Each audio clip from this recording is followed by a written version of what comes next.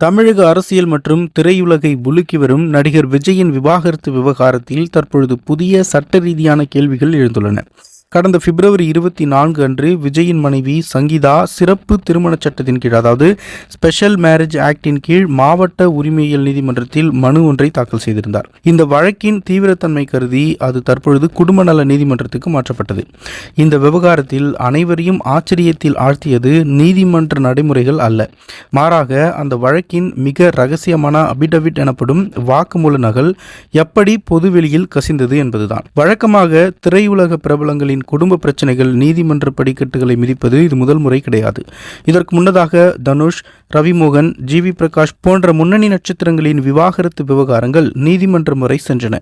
ஆனால் அவர்களின் தனிப்பட்ட புகார்கள் அல்லது வாக்குமூலங்கள் இதுபோன்று வரிக்கு வரி சமூக வலைதளங்களில் கசிந்தது கிடையாது. குடும்ப நல நீதிமன்றங்களை பொறுத்தவரை தம்பதியினரின் அந்தரங்கம் காக்கப்பட வேண்டும் என்பது மிக முக்கியமான விதிமுறை.